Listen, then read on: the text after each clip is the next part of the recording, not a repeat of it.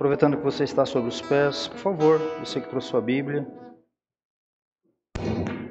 abra-na comigo, primeira carta de Pedro, capítulo de número 1.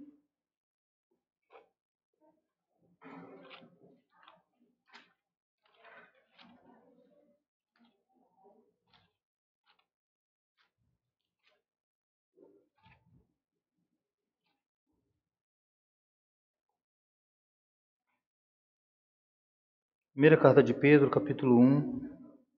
Nós ainda iremos fazer menção do verso 1 até o verso de número 2.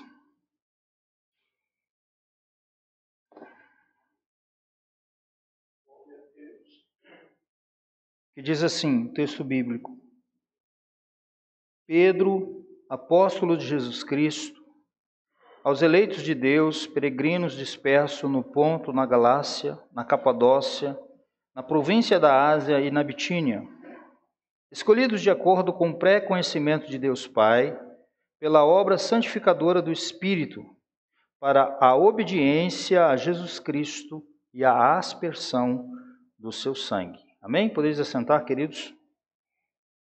Amados, domingo passado nós iniciamos a exposição a essa missiva, a essa carta, e a caráter de introdução nós tratamos aqui, iniciamos trazendo aos irmãos, à igreja, uma introdução com uma visão panorâmica de toda a missiva, de toda a carta. E nós tratamos e falamos sobre alguns pontos importantes que essa carta ela retrata, que essa carta traz.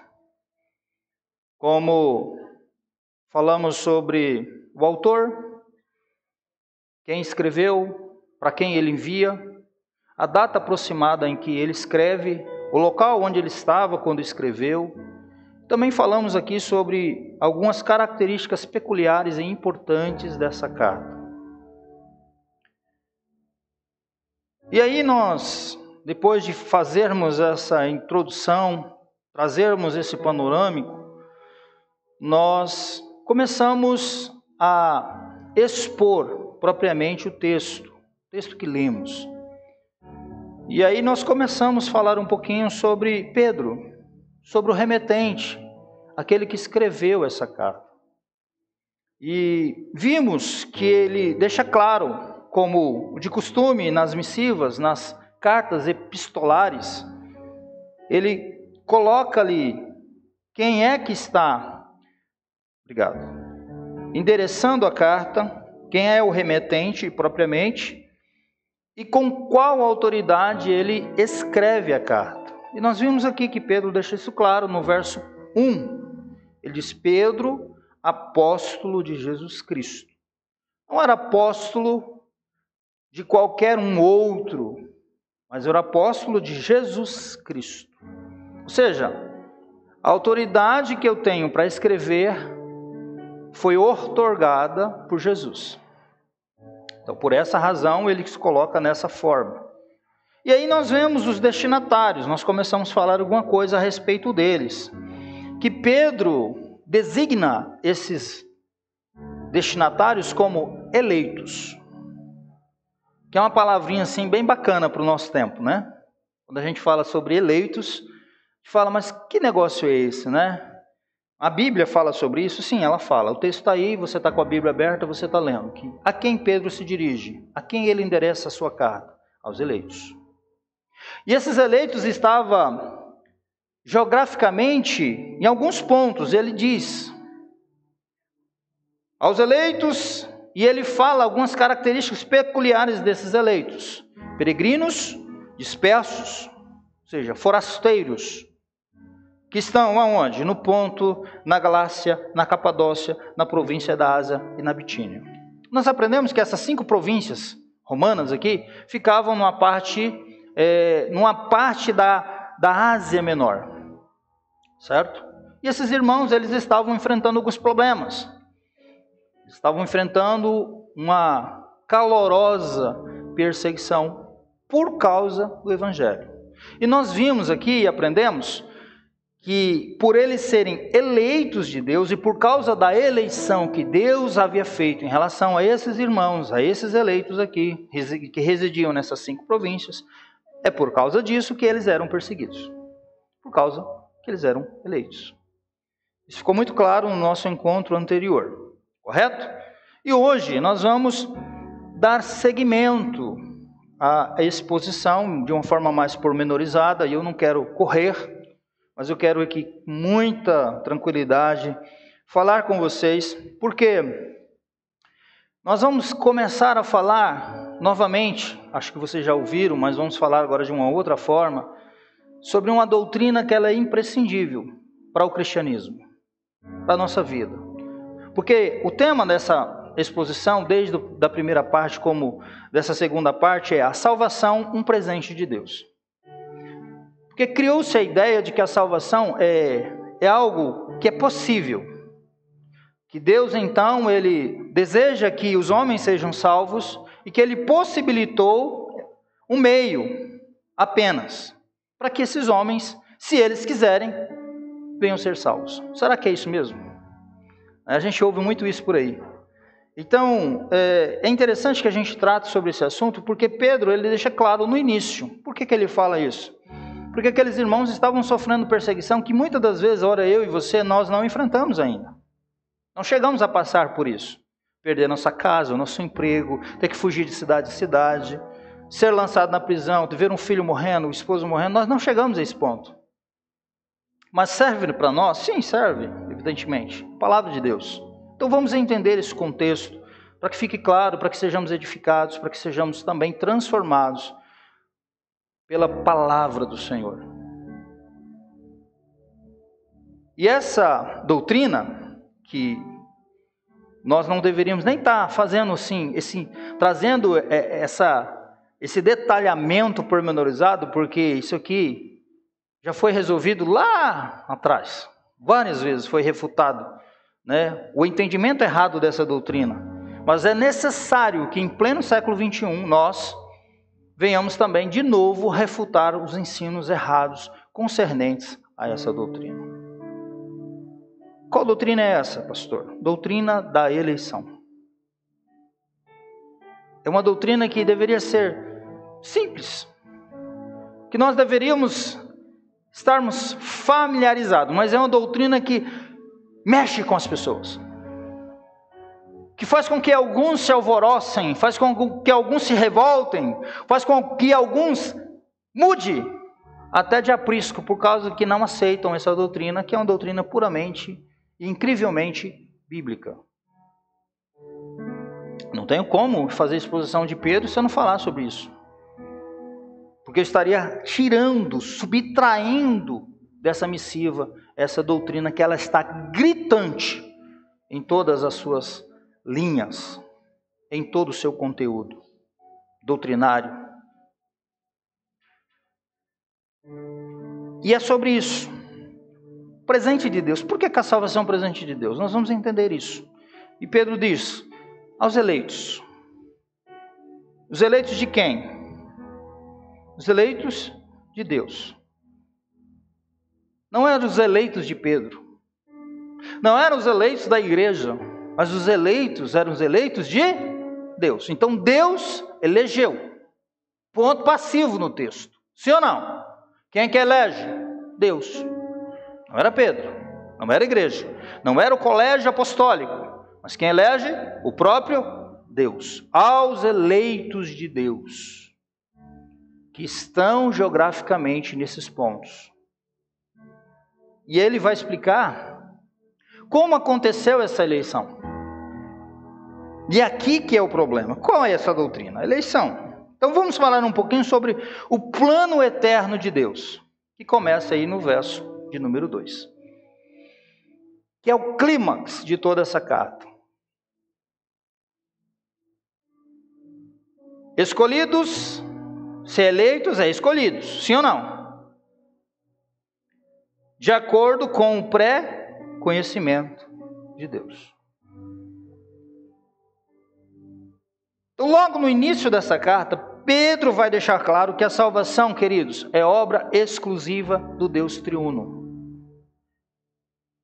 e não é fruto do merecimento humano. Nada que o homem possa fazer vai o qualificar a entrar no céu. Nada. Absolutamente nada. É claro que nós fomos doutrinados e forjados com o conceito da meritocracia. A gente acha que se nós fizermos alguma coisa, Deus não nos aceita. Que se nós fizermos alguma coisa, Deus tem a obrigação de fazer alguma outra coisa, porque nós, de certa forma, chamamos a sua atenção. E quando nós olhamos para as Escrituras, nós vamos verificar que não é bem assim que funciona. Pedro deixa claro, no início da carta, quando ele escreve aos irmãos: olha, vocês têm que ficar firmes na fé, se santificarem, porque vocês são eleitos de Deus, que foi escolhidos pela sua presciência. Então, a forma que Deus elege, que Deus escolhe pessoas para salvar, e aqui a escolha de Deus não é para abençoar, mas é para salvar. Isso fique claro, que ele está falando de salvação. A forma que Deus faz isso, de que forma que Deus faz? Quando é que acontece? Ele disse, de acordo com o pré-conhecimento, de acordo com a sua presciência. Então, Deus escolhe mediante a sua presciência. Do grego, prognosis. E aí, nós precisamos entender que a eleição divina é um decreto eterno de Deus. E quem faz isso não é um homem. Não é eu e você. Mas é o Deus que criou todo o universo. Que criou todas as coisas. E que além de ser criador, é o mantenedor de todas as coisas. É aquele que tem direito sobre a minha e sua vida. O Senhor nos escolheu antes dos tempos eternos. E aí alguns fazem confusão com o termo presciência, utilizando somente o parâmetro etimológico para a interpretação do termo. E aí nós temos dois problemas. Pastor, o senhor está fazendo uma autodefesa? Não, eu estou ensinando a Bíblia. Mas nós temos alguns irmãos, que são irmãos nossos em Cristo Jesus, que entendem de outra forma. E aí eu quero deixar isso claro aqui. Alguns entendem que Deus não escolheu ninguém, não tem esse negócio, como é que pode? Deus escolheu uns para ser salvo e outros, porque a eleição fala de rejeição também. Por um lado nós temos aceitação, por outro lado nós temos rejeição. A pergunta é, Deus pode fazer ou não? Se Ele é soberano, santo, criador de todas as coisas, pode sim, Ele diz que sim. E Ele não é injusto por isso, porque nenhum de nós merecemos o céu. Nenhumzinho aqui, de qualquer canto do planeta, que já existiu, que já andou na face da terra, Madre Teresa de Calcutá, etc, merece o céu. Tudo que nós merecemos é a ira de Deus sobre nós. É sermos lançados vivos no inferno. É isso que nós merecemos. Não é bênção, não é vida, e tudo isso é graça. Mas tem alguns irmãos que eles não, Deus jamais poderia fazer isso. Nós temos que lutar pela nossa salvação. Nós temos que nos empreender, porque o reino dos céus é tomado por força. E aí chuta um texto bíblico para dizer isso. E esse texto está falando nada de salvação. Esses são os piores. Aí tem aqueles que ainda entendem que Deus escolhe mesmo, porque o texto está dizendo, não é o pastor que está dizendo, não é o texto que está dizendo, eleitos de Deus. Que Ele então fez o quê? Escolhidos de acordo com seu pré-conhecimento. Aí eles pegam esse pré-conhecimento aqui e traz apenas o entendimento etimológico da palavra presciência. Não, de fato, Deus escolhe. Mas Ele escolhe assim. Ele viu, pela sua presciência, pela sua onisciência, que o João, lá em 1900 e bolinha, iria crer nele. E porque o João vai crer nele, então ele escolheu o João para ser salvo. Esse é o entendimento de alguns irmãos, chamados arminianos clássicos. O primeiro que eu disse nem arminianos são pelagianos. Então eles se atêm puramente à interpretação do termo, da etimologia do termo. Agora nós precisamos entender o seguinte, que nós precisamos considerar o termo segundo o seu contexto e segundo aquilo que o Espírito Santo quer nos ensinar.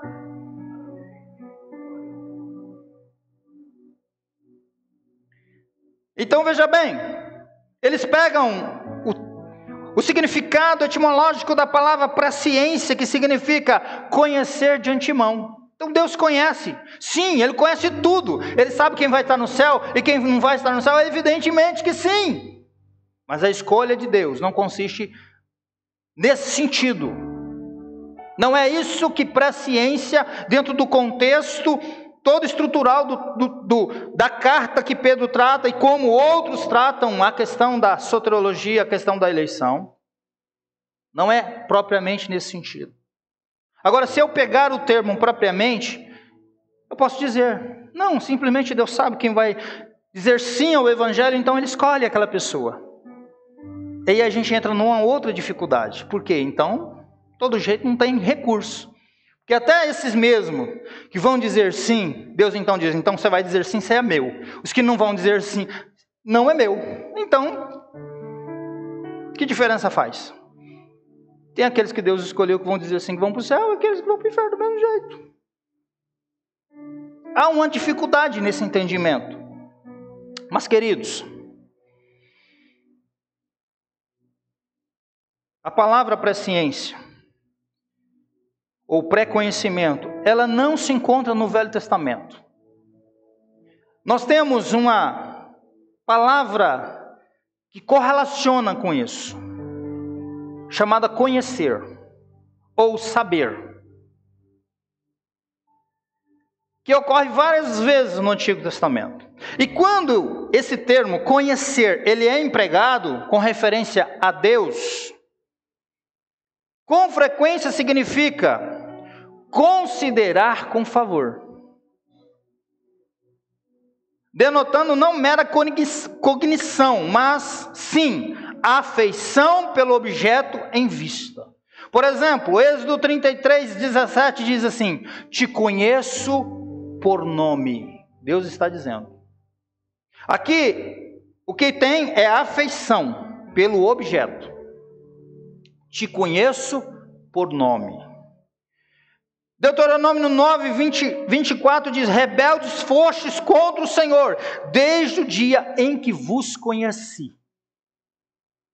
O outro exemplo que nós temos, Jeremias 1:5, antes que te formasse no ventre, te conheci.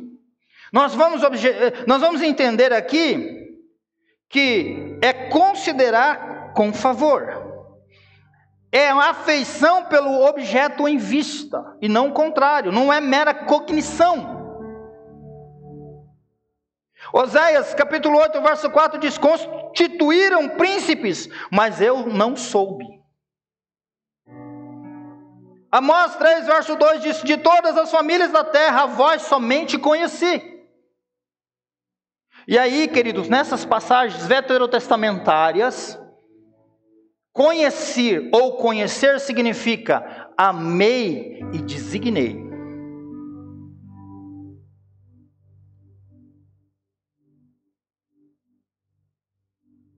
Propriamente, quando você lê em Êxodo, ou melhor em Gênesis, quando diz que Adão conheceu Eva, denota afeição, intimidade. E é nesse contexto que nós precisamos entender. Não é só queremos pegar a palavra etimologicamente falando e desconsiderar todo o contexto. E do mesmo sentido, essa palavra conhecer, que foi empregada várias vezes no Antigo Testamento, com essa definição de afeição pelo objeto em vista, ela também é empregada muitas vezes também no Novo Testamento, no mesmo sentido que o Velho.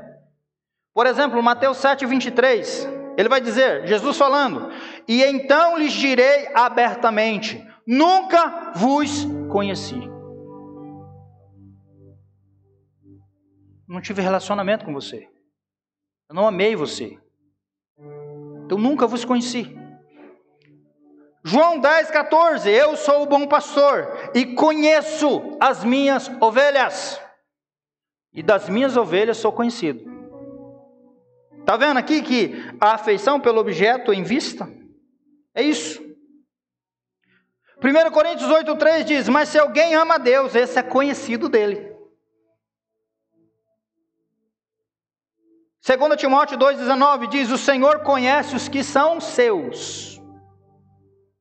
Muito claro. Pois bem, a palavra presciência, como é empregada no Novo Testamento, é menos ambígua que a sua forma simples, conhecer. Que a gente poderia dizer, mas conhecer tem outro significado. Eu vou lá no dicionário Aurélio e conhecer diz isso, diz aquilo outro. Vamos entender que nós estamos falando da palavra de Deus. E eu tenho todo um contexto para me considerar. Está ficando claro? Amém? Hoje eu não vou ser pentecostal. Que eu preciso explicar isso para vocês. Não que eu não seja pentecostal, né? Sou fogo puro. Pensa no homem cheio de fogo. Está queimando os meus pés aqui. Eu só não vou falar aquela frase que está muito famosa por aí.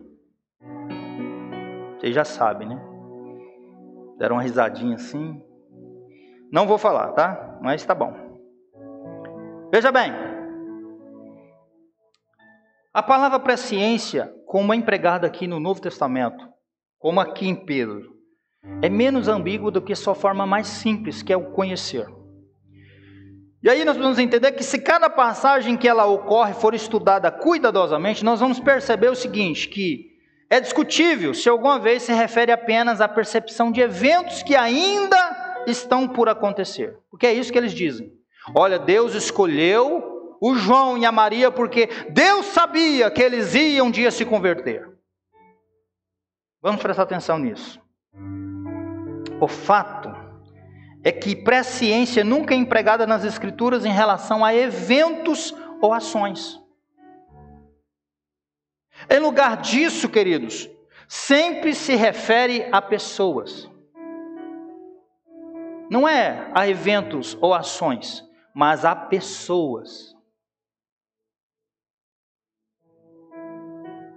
Pessoas é que Deus declara que de antemão conheceu.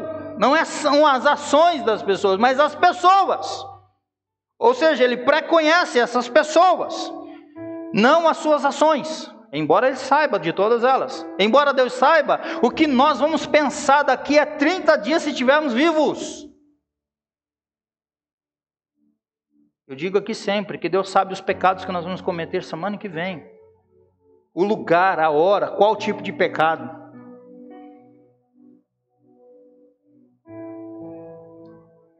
Então veja bem, e para provar isto, queridos, eu quero citar aqui umas das passagens em que se acha essa expressão e a sua equivalência. A primeira é Atos 2:23, que diz assim, Pedro pregando, aquela turba que veio lá, ele diz assim, a este que foi entregue pelo determinado conselho e presciência de Deus, preste atenção na palavra presciência, tornando-vos vós, o crucificastes e matastes pelas mãos de injustos. Se der uma cuidadosa atenção à terminologia desse versículo, nós vamos perceber que o apóstolo não está falando do conhecimento antecipado que Deus tinha do ato da crucificação. Não é isso que Deus está falando. Mas ele estava falando da pessoa crucificada. A saber, Cristo Jesus, que foi entregue. Não é isso que o texto está dizendo? A este que foi entregue. Quem é que foi entregue? Jesus. A este que foi entregue pelo determinado conselho e presciência de Deus. Já ficou nesse primeiro texto muito claro que A presciência de Deus não está tratando de ações e eventos, mas está tratando da pessoa de Jesus.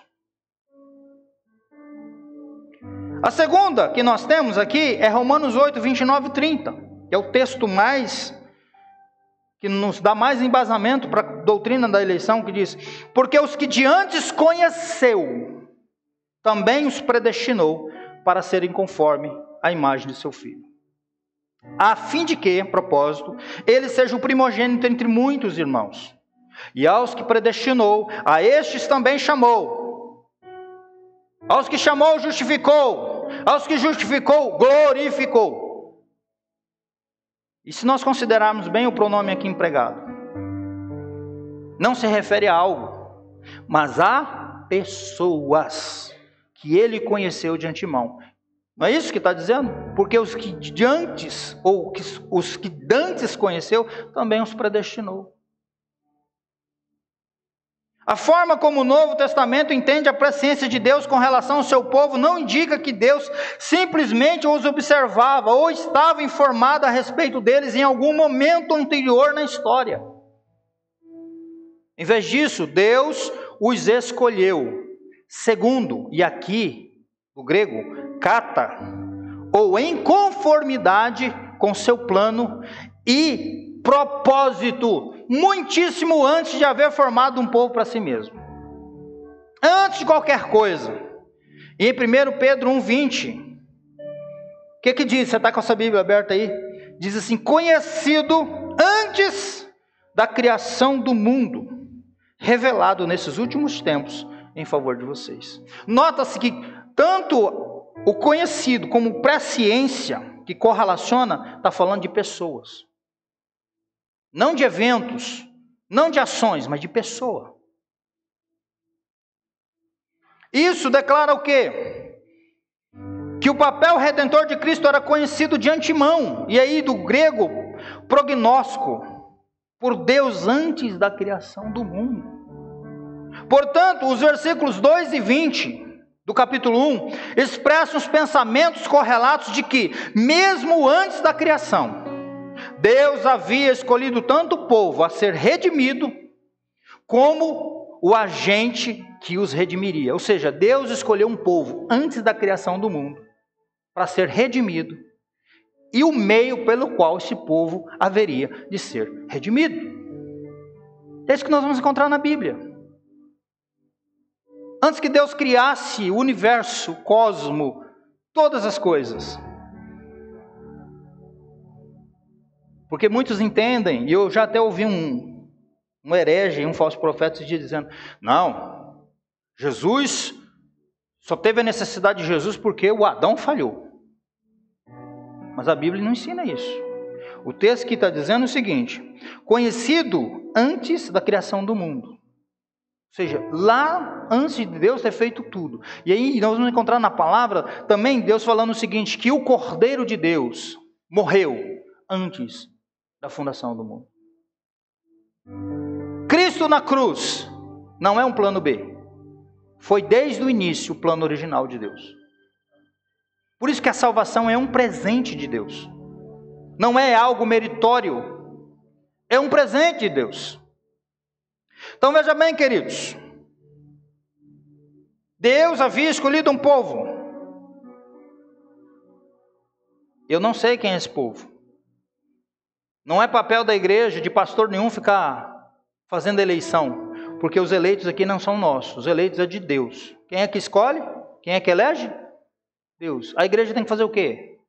Pregar o Evangelho. Pregar esse Cristo. Porque a forma, o meio pelo qual os eleitos serão salvos é pela pregação do Evangelho. Então, quando é que se deu?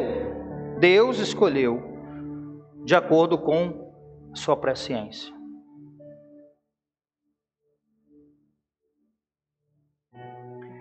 A despeito de se aceitar ou não a ideia da eleição individual antes da criação, a questão essencial é que os cristãos estão na igreja não por mera decisão própria. Você acha que você é crente porque você quer? Deixa eu falar um negócio bem interessante para você. Se você não entendeu, se você sair daqui meio bugado, depois você me liga, a gente conversa depois, mas é uma realidade que eu preciso te falar. É claro, existe uma frase muito forte de John MacArthur, que diz assim, que nem todos que chegam à igreja chegaram a Cristo. Isso é uma verdade. Tem um monte de gente que estão nas igrejas, mas nunca conheceram Jesus. Nunca regenerados foram. Mas entenda uma coisa, se nós estamos em Cristo, não foi porque um dia nós decidimos estar em Cristo. Foi porque um dia Deus escolheu, e através do Espírito e através do Evangelho, o Senhor entrou e destruiu as nossas defesas. E nos regenerou, e nos vivificou, conforme a palavra do Senhor nos diz. E nos encheu do Espírito Santo. Você não é crente porque você decidiu ser.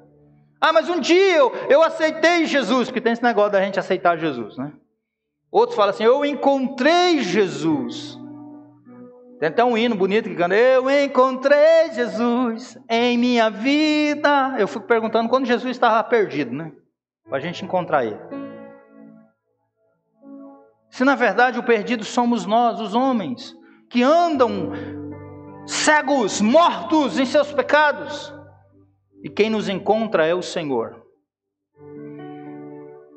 O bom pastor. Ele deixa as ovelhas e ele vai atrás daquela uma.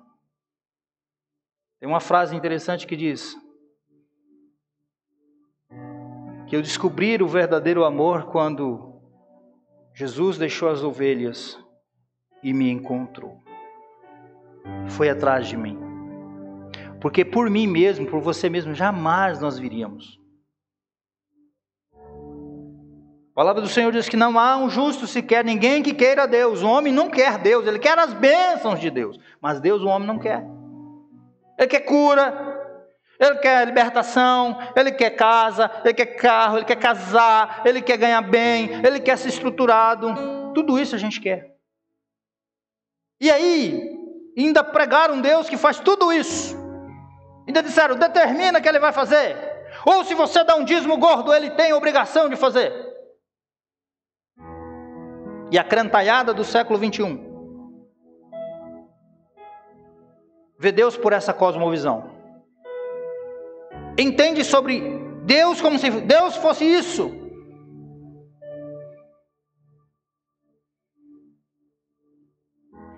Que nós pudéssemos, ou poderíamos dizer nessa noite, assim como o salmista diz,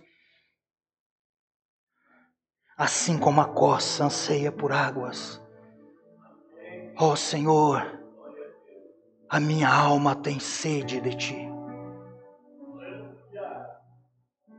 Porque muitos de nós, às vezes, nós só queremos as bênçãos. Nós queremos o maná, nós queremos o peixe, o pão, nós queremos os milagres. Mas o Senhor, reinando em nosso coração, em nossa vida, a total entrega, a mortificação do nosso eu, nas nossas vontades, nós não queremos abdicar. E vivemos um cristianismo medíocre, paupérrimo, raquítico, porque nós não entendemos de fato o Evangelho. Então entenda uma coisa, se você está aqui, nessa noite, não foi por uma decisão sua. Se você é um cristão em Cristo Jesus, foi porque um dia Ele desceu até você. Ele tocou em você. Sabe, queridos, de uma certa forma todos nós éramos Lázaros. Atados, defuntos, mortos. Efésios 2, verso 1, capítulo 2, verso 1. Nós estávamos mortos em nossas ofensas e pecados, mas Ele nos vivificou. Jesus, Ele veio até nós e diz, sai para fora, viva João, viva Maria, viva José, viva o Raimundo. É por isso, a graça irresistível um dia destruiu as nossas defesas. quando Jesus estendeu a sua mão. Eu era pobre, cego, sem Deus, sem Jesus. Mas Ele estendeu suas mãos e diz: viva! Saia do lugar, saia do fosso. E nos deu vestes limpas, sandálias nos pés. O Espírito Santo desceu sobre nós. E Ele diz: agora vocês são luz, agora vocês são sal. Mas não foi porque nós fizemos alguma coisa. Ele fez tudo. Ele foi na cruz, Ele deu a sua vida, Ele pagou o preço que você jamais poderíamos pagar. Ele pagou tudo que era contrário, tudo que nos acusava, tudo que dizia morra, morra, morte, separação, condenação. Cristo crava na cruz e diz: agora eu escolhi, eu paguei para Deus com meu sangue, de todas as tribos, línguas, povos e nação, um povo remido para ti. E Pedro vai dizer quem é esse povo: eleitos pela presciência de Deus. A iniciativa de Deus que chamou eu e você. E Pedro vai ensinar que a iniciativa divina tem operado na vida daqueles irmãos, como na nossa vida, mesmo antes que tivéssemos consciências dela.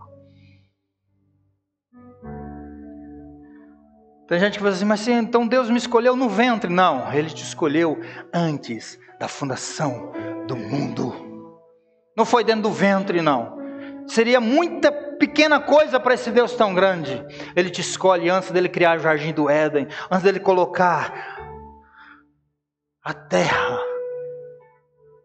em sua rotação, a galáxia em todos os seus pontos, os mares, antes dele fazer qualquer coisa, foi lá, na sua eternidade, revestido da sua soberania, é que Ele nos escolheu. Então que eu tenho que ficar orgulhoso? Não, você tem que se dobrar todos os dias,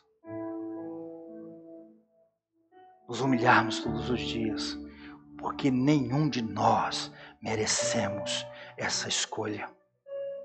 Então Deus me escolheu porque eu sou uma pessoa boa? Não, escolheu pelo beneplácito da vontade dEle. Nós somos maus.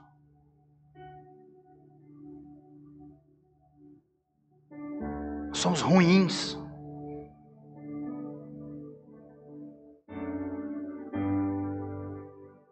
Tem um teólogo que ele diz, eu falo isso aqui sempre para você memorizar, que se Deus considerássemos os pensamentos que nós tivemos ontem, nós não amanheceríamos vivos hoje. Isso é graça. O fato de nós estarmos aqui é graça.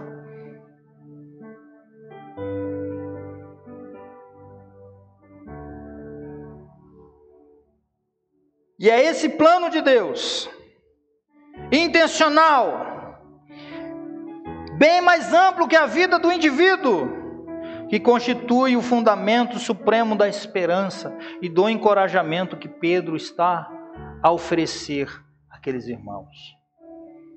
Vocês são dispersos, peregrinos, mas vocês são eleitos.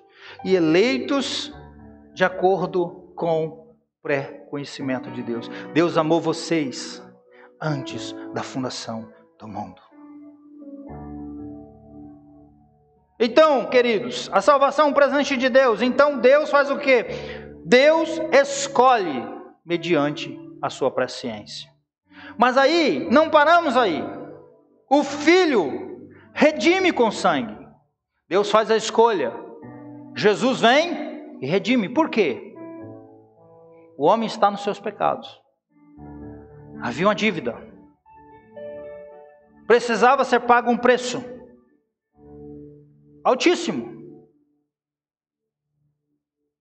Então, a eleição divina, eterna de Deus, não dispensa o sacrifício de Cristo na cruz. Isso para ver o quão hediondo é o pecado, o quão danoso é o pecado. O Deus que nos escolheu antes da fundação do mundo para a salvação, esse mesmo Deus determinou salvar-nos mediante a morte vicária de seu Filho.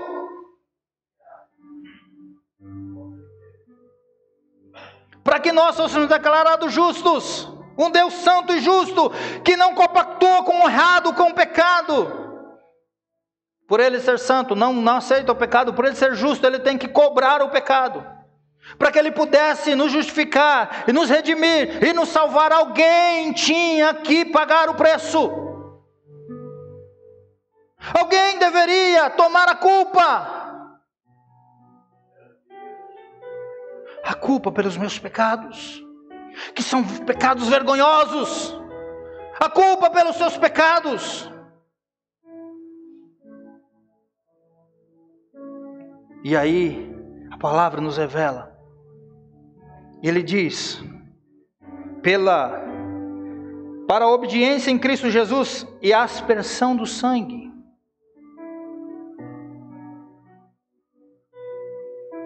Sem derramamento de sangue não há remissão.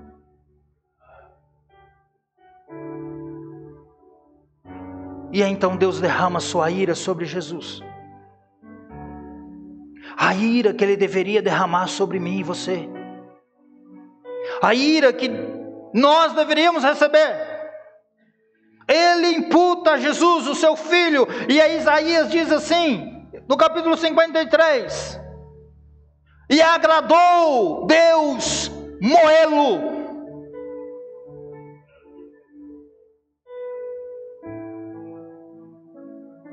E agradou Deus moê-lo. Deus pega o seu Filho e moe ele na cruz. Em outras palavras, Ele arrebentou com Jesus na cruz. Ele mata o seu Filho.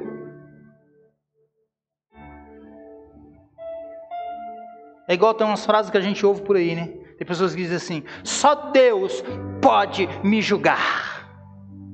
A pergunta é, isso não te assusta? Isso não te traz nenhum pavor?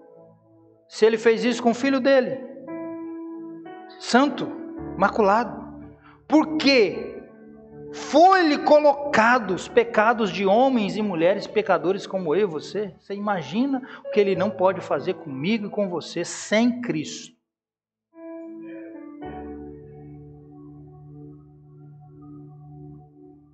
Então o sangue de Jesus vertido na cruz é a causa meritória da nossa salvação. E não as nossas obras. Porque tem uns assim nas igrejas que falam assim, não, se você não usar a tinta da Jezabel, se você não espichar o cabelo, não usar massa corrida,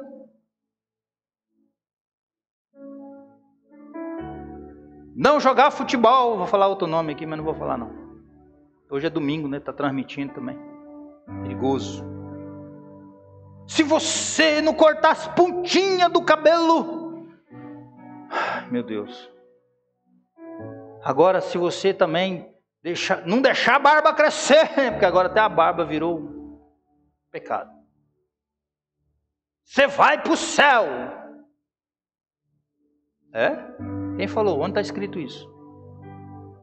Que Bíblia que esse incircunciso leu? Onde é que tirou base para isso? Se fosse assim, pergunto eu, na minha simplicidade, na minha ignorância, Jesus precisava ter vindo? Ter passado o que Ele passou na cruz do Calvário? A causa, o problema não era muito maior? Pense comigo. Sim ou não? Ele precisava sujeitar tudo aquilo que Ele passou? A vergonha da cruz? Nós cantamos aqui que quero eu levar e sofrer? Resolveríamos isso muito facilmente. Se a base, a tônica seria as nossas obras, aí pensa nas obras boas que nós fazemos. Pensa qual a motivação que tu vem no culto hoje. Arrastado. Vou lá, senão esse pastor chato vai me ligar amanhã. E eu ligo mesmo. Eu amo a sua vida. Estou botando os bofos para fora aqui, para você entender que a coisa é séria.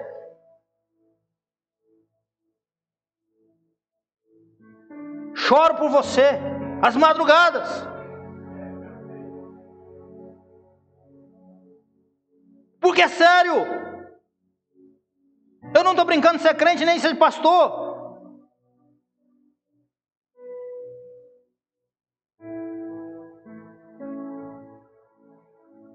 Mas não é mérito nosso. Salvação é um presente. E tem gente fazendo... Você já deu presente para uma pessoa e ela olhar assim, a não ser livro, né? Dá um livro para um abençoado para você ver o desdém que ele faz. 200 páginas. Para quem gosta de ler, livro é uma benção, né? Mas você já deu um presente para uma pessoa que você deu com maior alegria, você tirou, né, um sacrifício, você veio e deu um presente à pessoa. Tá bom, coloca lá.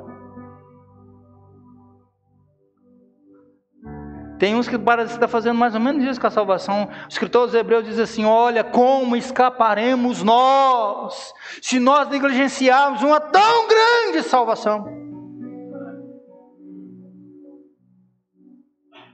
Deus nos presenteou, queridos, não é mérito nosso. O sangue de Cristo vertido na cruz é a causa meritória da nossa salvação. Se Jesus não viesse na cruz e não tomasse sobre ele os nossos pecados, se ele não grita lá, tetelestai, se o sangue não é derramado, nós estávamos perdidos. Entregues a nós mesmos. Oh, com grande graça o Senhor tem nos dado. Que nós possamos, nessa noite, entendermos que nós estamos aqui no culto de ceia, onde nós estamos celebrando esse momento, trazendo à memória isso. Jesus diz, olha, ninguém me toma, eu estou dando, eu estou entregando. E aí naquela noite ele pega o pão, ele diz, isso aqui é o meu corpo que é dado por vocês, que é partido por vocês, que é entregue por vocês. Paulo diz, eu recebi do Senhor o que também eu vos entreguei, que Jesus na noite que foi traído, ele toma o pão, tendo dado graças, partiu e disse, tomam, esse é meu corpo, que é entregue por amor de vocês, fazei isso em memória de mim. É o que nós estamos tentando fazer. Então Deus nos presenteou com a salvação. E Ele faz isso quando? Na eternidade, pelo seu eterno poder e decreto, pela sua presciência. E aí, essa eleição não dispensou o sacrifício de Jesus. Como ia resolver o problema? Tem um monte de injustos, pecadores. Eu sou santo, eu tenho que cobrar o pecado. E aí onde a outra doutrina que nós falamos sempre, expiação limitada. Jesus veio e morreu pelos pecadores. Ele diz, eu dou a minha vida pelas minhas ovelhas. Eu conheço as minhas ovelhas e as minhas ovelhas me conhecem. Além disso, queridos, que nós temos aqui, Deus escolhendo mediante a sua presciência, o Filho redimindo com o sangue, nós temos o Espírito Santo santificando os eleitos redimidos. E aí outro problema, né? Que muitos falam assim, então quer dizer que eu sou predestinado, pronto, eu posso viver de qualquer jeito, que eu vou para o céu mesmo? Quem falou para você?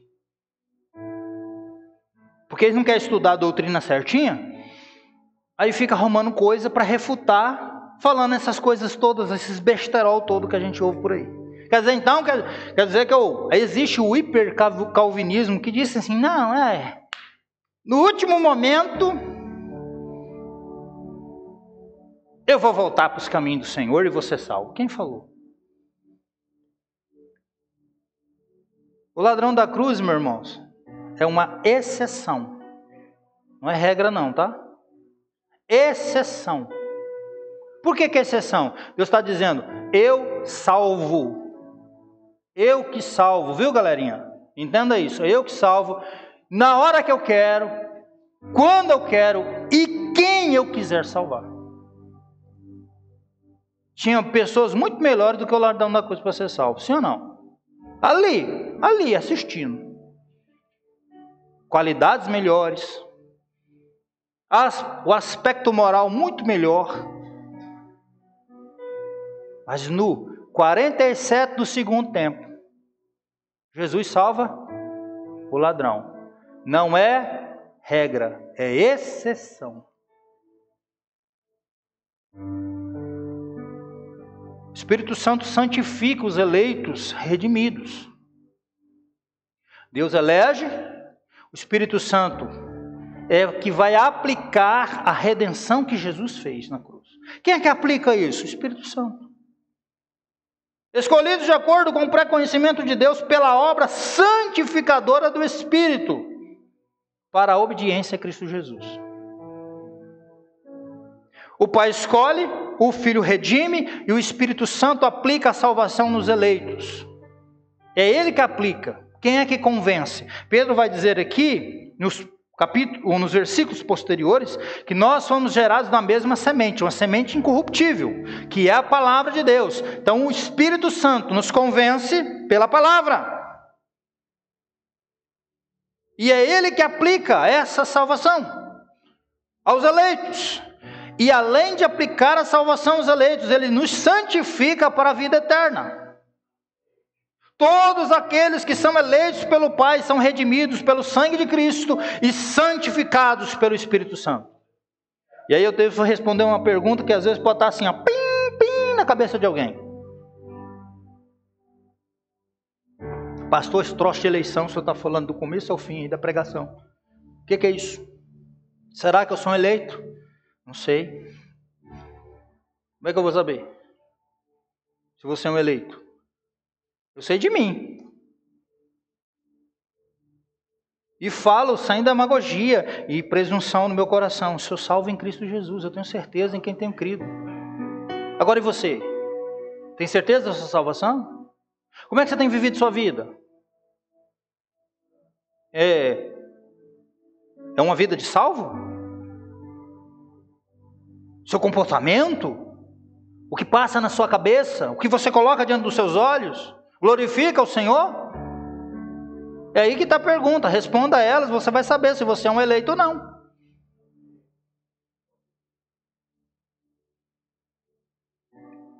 Então todos aqueles que são eleitos pelo Pai são redimidos pelo sangue de Cristo, santificados pelo Espírito Santo. A eleição divina, longe de ser um desestímulo à santificação, é o seu maior estímulo.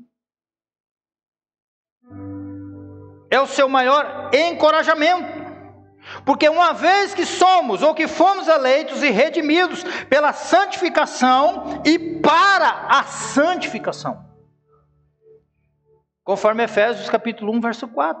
Paulo diz aos crentes lá em Éfeso, dizendo, porque Deus nos escolheu nele. Aleluia. Deus nos escolheu em Jesus, antes da fundação do mundo, para sermos santos e irrepreensíveis em sua presença.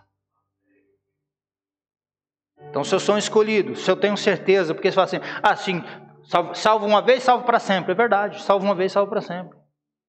Essa ideia de que crente perde salvação, isso é antibíblica. Essa ideia de que o anjo anda atrás de você, com o livro da vida, com a borracha, e com um potinho de sangue, com um pincelzinho para escrever seu nome, isso não tem na Bíblia.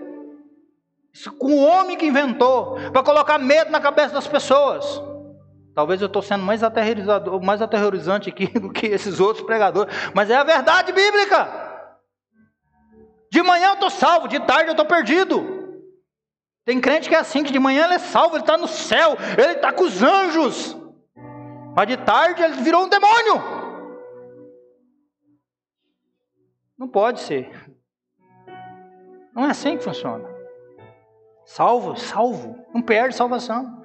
Paulo diz que aquele que começou a boa obra, ele vai terminar até o dia de Jesus. Nós estamos num processo, numa caminhada. E essa caminhada, meus queridos, tem vale e tem monte. Não estou falando do legionário, tá? Essas montanhas aí não. Estou falando de outra coisa. Monte, aleluia. Tem dia que você está voando nos montes, mas tem dia que você está no vale. As lágrimas faz parte, meu filho. Tem dia que você está borocochô. Você vem no culto e diz, é o último culto que eu vou naquela igreja. É mesmo? Quem falou para você? Está na hora de separar? Você já foi derramado assim? Já verteu tudo que você tinha que verter? Paulo diz assim, eis que estou sendo aspergido como oferta de libação. Os meus dias estão se cumprindo. E aí ele fala no final, combati o bom combate, completei a carreira e guardei a fé. Nós não estamos assim ainda, estamos? Mas nós fomos chamados para a santificação. Essa ideia de dizer, o crente perde. Não, o crente salvo em Cristo nunca perde. Está em Cristo. Ele diz, aquele que o Pai me dá, eu não vou perder nenhum. Ninguém pode tirar das minhas mãos. Ninguém. Nem a pessoa mesmo. Essa é uma verdade bíblica. E nós precisamos pensar nisso. Que o Espírito Santo santifica os eleitos redimidos. Nós não somos crentes para cumprir regra para ser salvo. Não, nós cumprimos as obras, não é a base. As obras é a evidência. Não é para ser, mas é porque eu já fui. Não é para ser salvo e ir para o céu, é porque eu já sou do céu. Eu já sou cidadão do céu. A minha cidadania não é aqui, eu sou um forasteiro, um peregrino em terras estranhas. A minha nação é o céu. Como é que um cidadão do céu vive? Conforme a Constituição do céu ensina.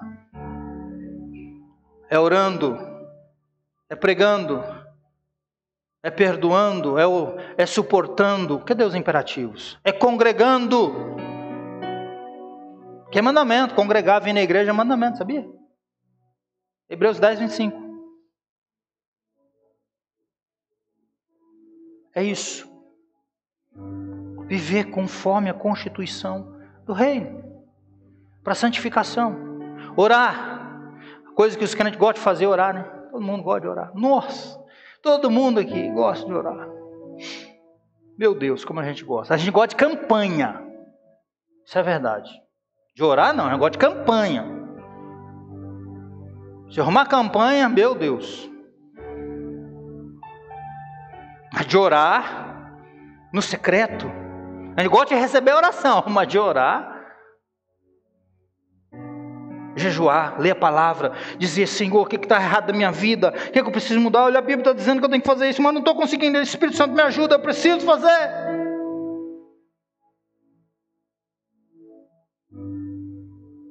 É isso é ser cristão.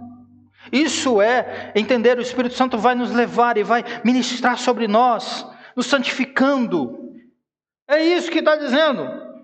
Pela obra santificadora do Espírito. Todos os dias Ele vai nos guiar.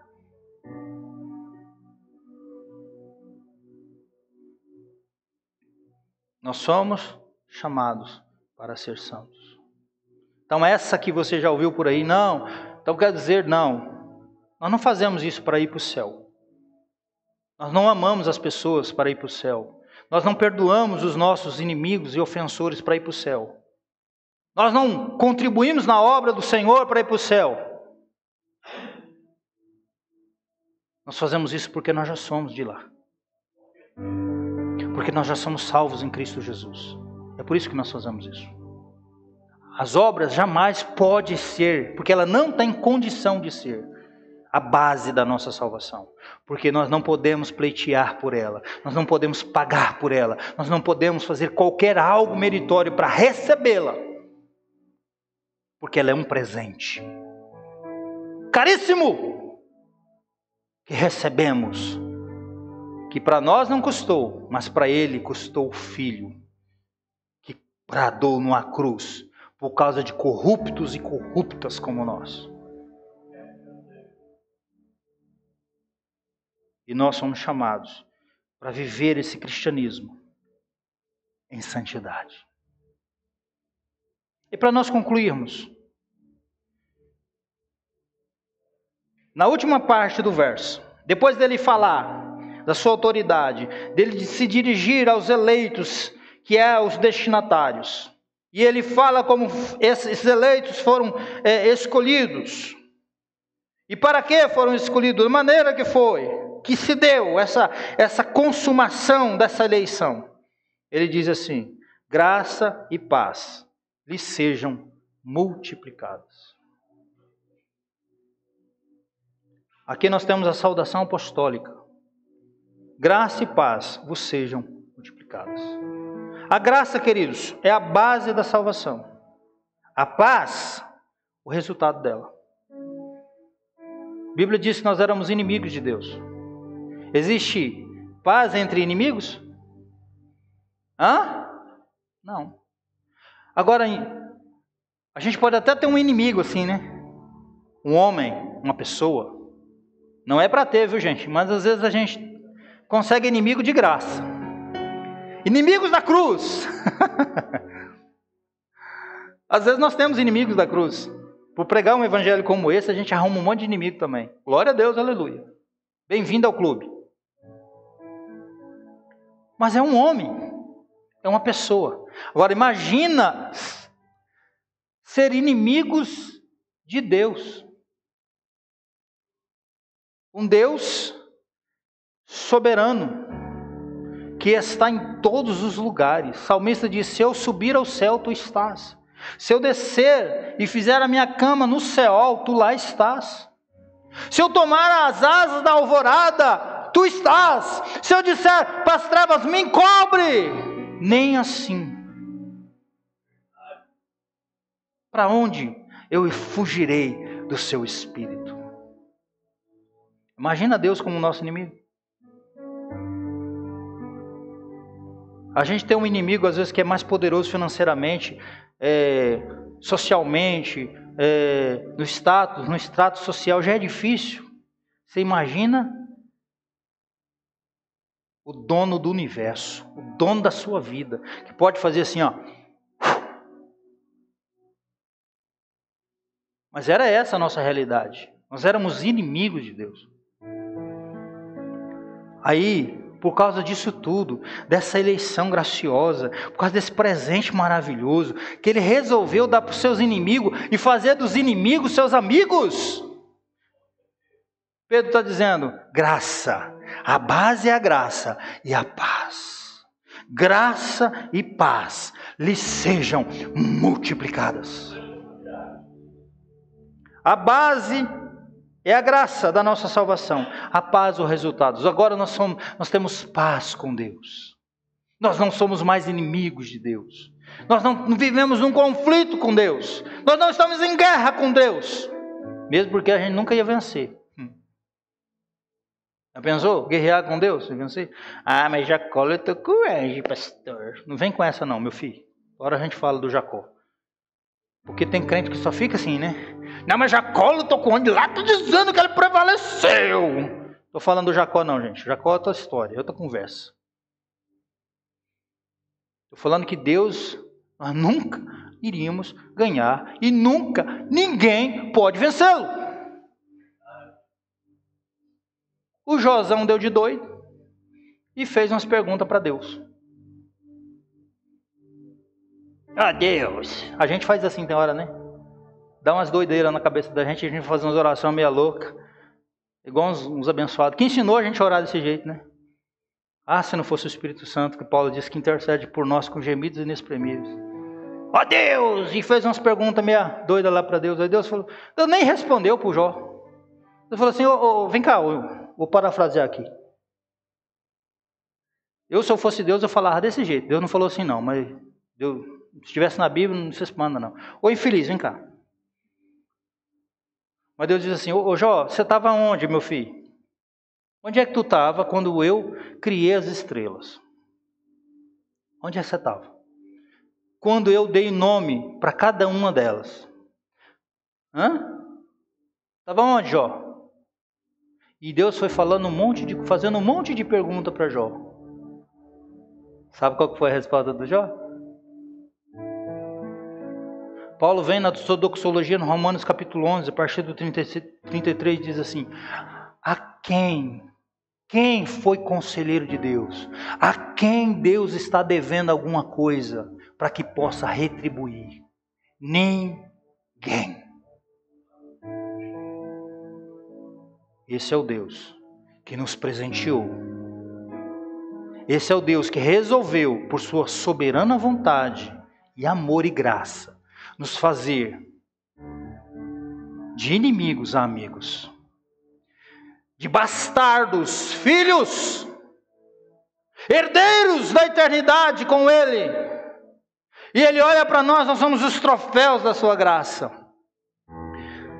Isaías, no capítulo 53, a partir do 12, vai dizer que a satisfação de Jesus, ele diz, e o trabalho da sua mão ele verá, e ficará satisfeito.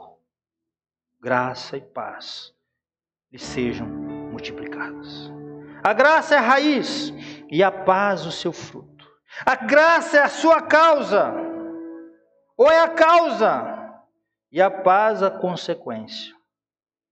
Entendamos, queridos, que não há graça sem paz, e nem paz sem graça. Parece ficou redundante, né? Paz sem graça, né? Não há graça sem paz e nem paz sem graça. Ambas caminham juntas. A graça é o favor imerecido de Deus aos pecadores indignos, e a paz é o estado de reconciliação com Deus, assim como a harmonia dessa graça, dessa paz resultante. Que possamos, assim como aqueles irmãos, receber essa palavra no nosso coração e entendermos que não existe problemas, não existe dificuldade, não existe revés que pode nos separar do amor de Deus que está em Cristo Jesus, o nosso Senhor. Deus planejou, nos elegeu, nos conheceu antes da fundação do mundo. Envia Jesus, esse vem e paga o preço. E o Espírito Santo está aplicando isso em nossa vida, em nosso coração. Agora, o que nós precisamos entender é essa a mensagem: graça e paz lhe sejam multiplicadas. Possamos caminhar, possamos avançar para o reino de Deus e valorizarmos todos os dias essa experiência, esse presente, essa graça que recebemos, da qual nós nenhum merecemos.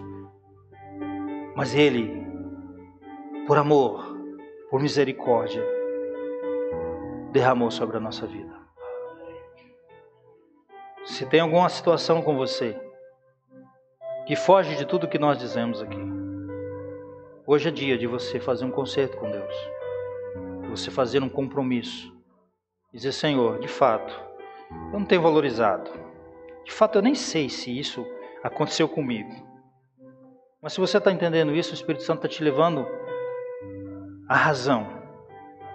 Porque o Evangelho precisa ser compreendido. Se você ainda achar que você é salvo porque merece, você precisa reconsiderar o seu cristianismo. Se você achar que você vai para o céu porque você é uma pessoa boa, porque você está fazendo alguma coisa, você precisa rever os seus conceitos. Nós precisamos entender. Quando nós entendemos isso aqui, nós vamos andar todos os dias de joelhos gratos ao Senhor. Quando nós errarmos, nós vamos nos envergonhar a ponto de dizer: Deus, que vergonha, eu pequei contra o Senhor. Deus não me mata. Pastor, o senhor está falando que Deus é um carrasco que está no... Não, Ele é um Deus santo.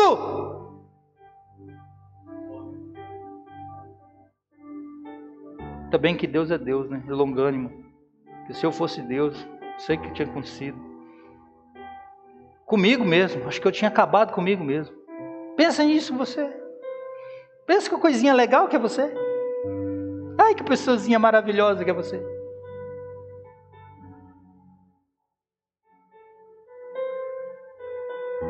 Ninguém sabe quem é você de fato a não ser Deus. Nem quem dorme com você. Eu venho dizer que eu estou inventando alguma coisa. Se eu estou revelando aqui é porque o Espírito Santo revela e me usa com revelação também. mas é verdade, é a mais pura verdade.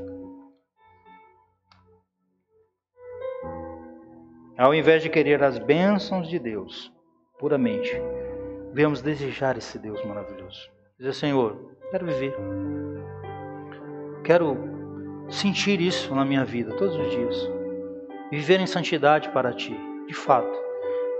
Você que está cansado de ser crente de manhã, um santo, um anjo, um demônio à tarde, nós vamos orar daqui a pouquinho. Nós vamos cantar um louvor, nós vamos orar. Você tem a liberdade de você, e vamos participar da ceia, mas entenda uma coisa, o Espírito Santo está aqui nessa noite. E Ele está aqui para mudar corações. Essa palavra dele não é minha. Você está cansado de lutar pela sua salvação? Pare de lutar. Vou falar igual um colega meu, para com essa bestagem. Você não luta pela sua salvação, você não faz nada por ela, nem isso aqui. Porque tem gente que está cansado, com fardo na cacunda, que não aguenta mais. Ai meu Deus, não sei o que eu faço mais. Não faz nada, você não pode fazer absolutamente nada. Repousa em Cristo Jesus. Creia no que Ele fez. É suficiente para que você seja salvo. Se você crer, você vai descansar em Cristo. E hoje Ele está dizendo, vinde a mim os cansados e sobrecarregados, e eu vos aliviarei. Tomai sobre vós o meu jugo, o meu fardo. E Ele vai caminhar com você. Nós vamos repousar em Cristo Jesus. É nele. Ele diz, eu sou o caminho, sou a verdade, sou a vida. Ninguém vai para o céu, a não ser por mim. Deus nos escolheu nele. Ele que pagou o preço. Cristo Jesus é suficiente para salvar a mim, a você, a nossa vida, a nossa família, os nossos amigos, os nossos colegas de trabalho. Nós só precisamos pregar sobre Ele, dizer quem é Ele, viver parecido com Ele. E aí entra a praxe cristã, né? Não é para ser, mas é porque já sou. Vida de santidade com Deus. Fique de pé.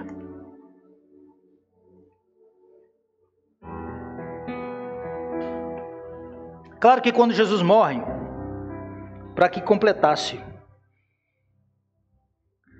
Ele precisava ressuscitar.